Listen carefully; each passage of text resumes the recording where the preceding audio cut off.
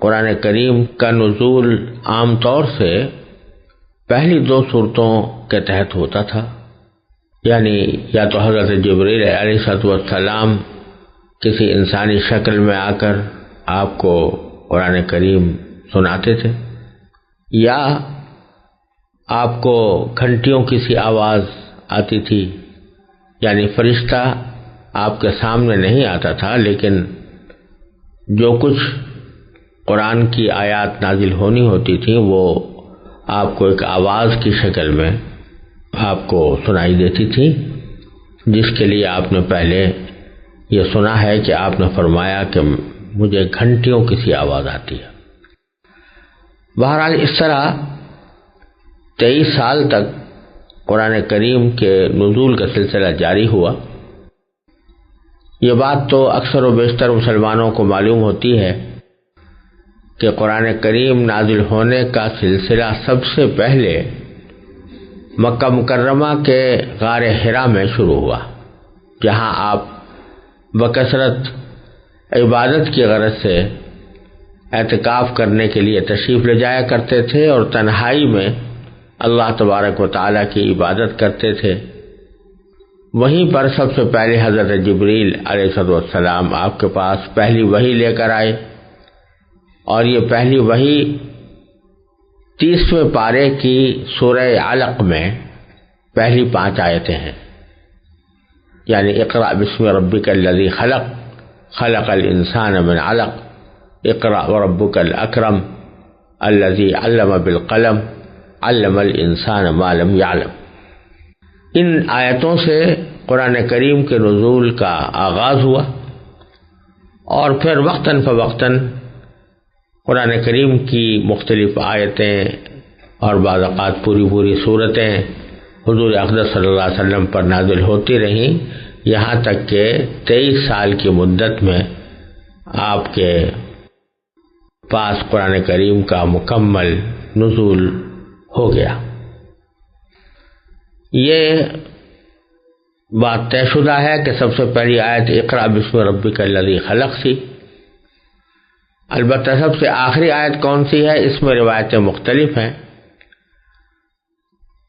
بہرحال جب بھی قرآن کریم حضور اقدس صلی اللہ علیہ وسلم پر نازل ہوتا یا اس کی کچھ آیتیں آپ پر بطور وحی نازل کی جاتی، تو اس وقت آپ صحابہ کرام میں سے کسی کو بلوا کر اس کو ضبط تحریر میں لے آتے تھے۔ یہ تو ہر مسلمان کو معلوم ہے کہ نبی کریم سرور عالم صلی اللہ علیہ وسلم امی تھے، یعنی آپ لکھتے پڑھتے نہیں تھے، اور اللہ تبارک و تعالیٰ نے آپ کے ذریعے یہ معجزہ ظاہر کرانا تھا کہ ایک طرف آپ امی ہیں، لکھتے پڑھتے نہیں ہیں، اور دوسری طرف آپ کی زبان مبارک پر ایسا کلام جاری ہو رہا ہے جس کے آگے عربوں کے بڑے بڑے فصیح و بلیغ لوگوں نے گھٹنے ٹیک دیے، اور پھر وہ کلام آپ کے حافظے میں اس طرح محفوظ ہو گیا کہ آپ کو کبھی اس سلسلے میں بھول پیش نہیں آئی۔ تو اس سے دنیا کو یہ دکھانا تھا کہ یہ خود آپ کا بنایا ہوا کلام نہیں ہے، بلکہ اللہ جل جلالہ کا بھیجا ہوا کلام ہے۔ اس غرض کے لیے آپ کو امی رکھا گیا تھا، یعنی آپ لکھتے پڑھتے نہیں تھے۔ لیکن جب قرآن کریم نازل ہوتا تو آپ صحابہ کرام میں سے کسی کو بلا کر اس کو جتنا حصہ نازل ہوا ہے وہ لکھوا دیا کرتے تھے۔ اس موقع پر خاص طور پر حضرت زید بن ثابت رضی اللہ تعالی عنہ اپنا واقعہ بیان فرماتے ہیں۔ وہ فرماتے ہیں کہ جب آپ پر وحی نازل ہوتی تو آپ کو سخت گرمی لگتی تھی، اور آپ کے جسم مبارک پر پسینے کے قطرے موتیوں کی طرح ڈھلکنے لگتے تھے۔ پھر جب آپ سے یہ کیفیت ختم ہو جاتی تو میں کسی جانور کے مونڈھے کی ہڈی یا کسی اور چیز کا کوئی ٹکڑا لے کر خدمت میں حاضر ہوتا، آپ لکھواتے رہتے اور میں لکھتا جاتا، یہاں تک کہ جب میں لکھ کر فارغ ہوتا تو قرآن نقل کرنے کے بوجھ سے مجھے یوں محسوس ہوتا جیسے میری ٹانگ ٹوٹنے والی ہے اور میں کبھی چل نہیں سکوں گا۔ بہرحال جب میں فارغ ہوتا تو آپ فرماتے پڑھو، میں پڑھ کر سناتا، اگر اس میں کوئی فروگزاشت ہوتی تو آپ اس کی اصلاح فرما دیتے اور پھر اسے لوگوں کے سامنے لے آتے۔ حضرت زید بن ثابت رضی اللہ تعالیٰ عنہ کے علاوہ بھی اور بہت سے صحابہ وہی لکھنے کے فرائض انجام دیتے تھے، جن میں حضرات خلفائے راشدین، صدیق اکبر، فاروق اعظم، عثمان غنی، حضرت علی رضی اللہ تعالی عنہ اجمعین، حضرت ابی بن کعب، حضرت زبیر بن عوام، حضرت معاویہ، حضرت مغیرہ بن شعبہ، حضرت خالد بن ولید، حضرت ثابت بن قیس، حضرت ابان بن سعید رضی اللہ تعالی عنہم اجمعین، یہ حضرات بطور خاص قابل ذکر ہیں جن کو آپ وقتاً فوقتاً بلا کر نازل ہونے والی وحی لکھوایا کرتے تھے۔ حضرت عثمان غنی رضی اللہ تعالی عنہ یہ بھی فرماتے ہیں کہ حضور اقدس صلی اللہ علیہ وسلم کا معمول یہ تھا کہ جب قرآن کریم کا کوئی حصہ نازل ہوتا تو آپ وہی لکھنے والوں کو یہ ہدایت بھی فرما دیتے تھے کہ اسے فلاں صورت میں فلاں فلاں آیت کے بعد لکھا جائے۔ اس زمانے میں چونکہ عرب میں کاغذ کم یاب تھا، اس لیے قرآنی آیات زیادہ تر پتھر کی سلوں پر، چمڑوں کے پارچوں پر، کھجور کی شاخوں پر، بانس کے ٹکڑوں پر، درخت کے پتوں اور جانوروں کی ہڈیوں پر لکھی جایا کرتی تھی۔ البتہ کبھی کبھی کاغذ کے ٹکڑے بھی استعمال کیے گئے۔ اس طرح عہد رسالت میں قرآن کریم کا ایک نسخہ تو وہ تھا جو خود نبی کریم سرور دو عالم صلی اللہ علیہ وسلم نے اپنی نگرانی میں لکھوایا تھا، اگرچہ وہ مرتب کتاب کی شکل میں نہیں تھا بلکہ متفرق تحریروں کی شکل میں تھا۔ اس کے ساتھ ہی بعض صحابہ کرام اپنی یادداشت کے لیے قرآن کریم کی آیتیں اپنے پاس لکھ لیا کرتے تھے، اور یہ سلسلہ اسلام کے بالکل ابتدائی عہد سے جاری ہو چکا تھا، جیسا کہ آپ حضرات نے سنا ہوگا کہ حضرت عمر رضی اللہ تعالیٰ عنہ کے اسلام لانے سے پہلے ہی ان کی بہن حضرت اور ان کے بہنوئی حضرت سعید بن زید نے ایک صحیفے میں قرآن کریم کی آیتیں لکھی ہوئی تھیں جو سورہ طٰہٰ پر مشتمل تھی، اور حضرت عمر رضی اللہ تعالیٰ عنہ نے ان کو پڑھا۔ لیکن حضور اقدس صلی اللہ علیہ وسلم کے زمانے میں قرآن کریم کے جتنے نسخے لکھے گئے تھے ان کی کیفیت یہ تھی کہ وہ متفرق اشیاء پر لکھے ہوئے تھے۔ کوئی آیت چمڑے پر لکھی ہوئی ہے، کوئی درخت کے پتے پر لکھی ہوئی ہے، کوئی ہڈی پر، یا وہ مکمل نسخے نہیں تھے۔ کسی صحابی کے پاس ایک صورت لکھی تھی، کسی کے پاس 10-5 صورتیں لکھی ہوئی تھیں، اور کسی کے پاس صرف چند آیتیں تھیں، اور بعض صحابہ کے پاس آیتوں کے ساتھ اس کی تفسیر بھی لکھی ہوئی تھی۔ لیکن اس سے یہ نہ سمجھا جائے کہ یہ نسخے جو متفرق طور پر تیار ہوئے تھے یہ کوئی اجنبی قسم کے نسخے تھے۔ واقع یہ ہے کہ عرب میں سب سے زیادہ بھروسہ اپنے حافظے پر کیا جاتا تھا، اور جو ہی کوئی آیت نازل ہوتی رسول کریم سرور دو عالم صلی اللہ علیہ وسلم اس کو صحابہ کرام کے مجمع کے سامنے پڑھ کر سناتے، اس کو پڑھنے کا طریقہ بھی بتاتے اور سکھاتے، اور لوگوں کو اس کو یاد کرنے کی ترغیب بھی دیتے۔ نتیجہ یہ کہ صحابہ کرام ان آیتوں کو اچھی طرح یاد کرتے تھے، اور یاد کرنے کو پختہ کرنے کے لیے ایک مسلسل سلسلہ یہ تھا کہ نمازوں کے اندر ان کی تلاوت کی جاتی تھی، اور صحابہ کرام میں اس شخص کو بڑا صاحب منصب، بڑا صاحب وسیلہ سمجھا جاتا تھا، افضل سمجھا جاتا تھا، جو جتنا زیادہ قرآن کریم اس کو یاد ہو اتنا ہی اس کو اپنے معاشرے میں فضیلت حاصل ہوتی تھی، لہذا صحابہ کرام ایک دوسرے سے بڑھ چڑھ کر قرآن کریم کو یاد کرنے اور اس کو محفوظ کرنے کی فکر میں رہتے تھے، یہاں تک کہ جب کوئی شخص ہجرت کر کے مکہ مکرمہ سے مدینہ طیبہ آتا تو آپ اسے انصاریوں میں سے کسی کے حوالے فرما دیتے تاکہ وہ اسے قرآن سکھائے، اور مسجد نبوی میں قرآن سیکھنے سکھانے والوں کی آوازوں کا اتنا شور ہونے لگا تھا کہ رسول اللہ صلی اللہ علیہ وسلم کو یہ تاکید فرمانا پڑی کہ اپنی آوازیں پس کرو تاکہ کوئی مغالطہ پیش نہ آئے۔ اس طرح صحابہ کرام نبی کریم صلی اللہ علیہ وسلم سے قرآن کریم کے الفاظ کو بھی پڑھتے تھے، اس کے معنی بھی سیکھتے تھے، اس پر عمل کرنے کا طریقہ بھی سیکھتے تھے، اور اس طرح صحابہ کرام میں بہت بڑی جماعت ایسے حضرات کی تھی جو پورے قرآن کے حافظ تھے، لہذا ایک طرف قرآن کریم حافظوں میں محفوظ تھا اور دوسری طرف حضور اقدس صلی اللہ علیہ وسلم کی لکھوائی ہوئی آیتیں ایک متفرق نسخے کی شکل میں موجود تھی۔ بہت سے صحابہ کرام کے پاس خود ان کے اپنے مجموعے لکھے ہوئے موجود تھے، لیکن جب نبی کریم سرور دو عالم صلی اللہ علیہ وسلم کا وصال ہوا تو حضرت صدیق اکبر رضی اللہ تعالیٰ عنہ نے اپنے عہد خلافت میں یہ ضروری سمجھا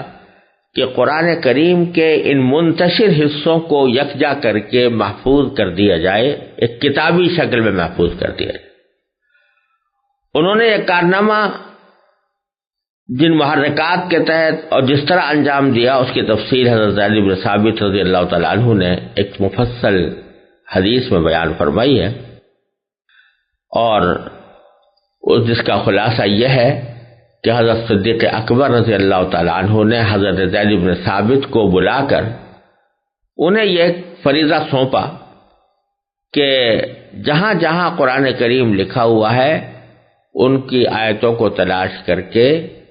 ان کو ایک مسلسل نسخے کی شکل میں کاغذ کے اوپر لکھ کر ایک مسلسل نسخے کی شکل بناؤ تاکہ وہ ایک مکمل کتابی صورت میں محفوظ ہو جائے۔ حضرت زید بن ثابت فرماتے ہیں کہ خدا کی قسم اگر یہ حضرات مجھے کوئی پہاڑ ڈھونے کا حکم دیتے تو مجھ پر اس کا اتنا بوجھ نہ ہوتا جتنا اس کام کا ہوا۔ بالآخر انہوں نے یہ کارنامہ انجام دینا شروع کیا، اور اس کی جو تفصیل روایات میں آئی ہے وہ یہ تھی کہ ان کا طریقہ کار یہ تھا کہ وہ خود حافظ قرآن تھے، لہذا وہ اپنی یادداشت سے پورا قرآن لکھ سکتے تھے۔ ان کے علاوہ بھی بہت سے الفاظ اس وقت موجود تھے، ان کی ایک جماعت بنا کر بھی قرآن کریم لکھا جا سکتا تھا۔ نیز قرآن کریم کے جو نسخے حضور اقدس صلی اللہ علیہ وسلم کے زمانے میں لکھے گئے تھے، حضرت زید ان سے بھی قرآن کریم نقل فرما سکتے تھے، لیکن انہوں نے احتیاط کے پیش نظر صرف کسی ایک طریقے پر بس نہیں کیا، بلکہ ان تمام ذرائع سے بیک وقت کام لے کر اس وقت تک کوئی آیت اپنے صحیفے میں درج نہیں فرمائی جب تک اس کے متواتر ہونے کی تحریری اور زبانی شہادتیں نہیں مل گئی۔ اس کے علاوہ نبی کریم صلی اللہ علیہ وسلم نے قرآن کریم کی جو آیات اپنی نگرانی میں لکھوائی تھیں وہ مختلف صحابہ کے پاس محفوظ تھی۔ حضرت زید نے انہیں یکجا فرمایا تاکہ نیا نسخہ ان سے ہی نقل کیا جائے۔ چنانچہ یہ اعلان عام کر دیا گیا کہ جس شخص کے پاس قرآن کریم کی جتنی آیات لکھی ہوئی موجود ہوں وہ حضرت زید کے پاس لے آئے، اور جب کوئی شخص ان کے پاس قرآن کریم کی کوئی لکھی ہوئی آیت لے کر آتا تو وہ 4 طریقوں سے اس کی تصدیق کرتے تھے۔ سب سے پہلے اپنی یادداشت سے اس کی توثیق کرتے، پھر حضرت عمر بھی حافظ قرآن تھے، اور روایات سے ثابت ہے کہ حضرت ابو بکر نے ان کو بھی اس کام میں حضرت زید کے ساتھ لگا دیا تھا، اور جب کوئی شخص کوئی آیت لے کر آتا تو حضرت زید اور حضرت عمر دونوں مشترک طور پر اسے وصول کرتے تھے۔ پھر کوئی لکھی ہوئی آیت اس وقت تک قبول نہیں کی جاتی تھی جب تک دو قابل اعتبار گواہوں نے اس بات کی گواہی نہ دی ہو کہ یہ آیت نبی کریم صلی اللہ علیہ وسلم کے سامنے لکھی گئی تھی۔ پھر اس کے بعد ان لکھی ہوئی آیتوں کا ان مجموعے کے ساتھ مقابلہ کیا جاتا تھا جو مختلف صحابہ کرام نے تیار کر رکھے تھے۔ اس طرح یہ قرآن کریم کا پہلا نسخہ حضرت صدیق اکبر رضی اللہ عنہ کے عہد مبارک میں پہلا مکمل نسخہ جو کاغذ پر لکھا ہوا تھا تیار ہوا، اور اس کا فائدہ یہ ہوا کہ یہ ایک ایسا ماخذ اور مرجع بن گیا کہ اگر کبھی کسی شخص کو کسی آیت کے کسی لفظ میں کوئی ذرا بھی شبہ ہو تو وہ اس نسخے کی طرف رجوع کر کے اس کی تصدیق یا توثیق کر سکتا تھا۔ حضرت عثمان رضی اللہ تعالیٰ عنہ کے زمانے تک یہ سلسلہ اسی طرح رہا۔ حضرت عثمان رضی اللہ تعالیٰ عنہ کے عہد مبارک میں اسلام بہت سے مختلف ملکوں کی طرف پھیل چکا تھا۔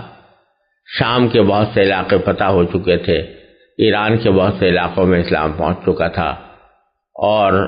وہاں لوگ قرآن کریم اپنے حافظے سے پڑھتے اور پڑھاتے چلے آ رہے تھے۔ حضرت عثمان رضی اللہ تعالیٰ عنہ کو یہ اندیشہ لاحق ہوا کہ اگر ان کے سامنے کوئی تحریری نسخہ نہ ہوا تو کہیں ایسا نہ ہو کہ ان کے درمیان قرآن کریم کے بارے میں کوئی اختلافات پیدا ہونے لگے، لہذا حضرت عثمان رضی اللہ تعالیٰ عنہ نے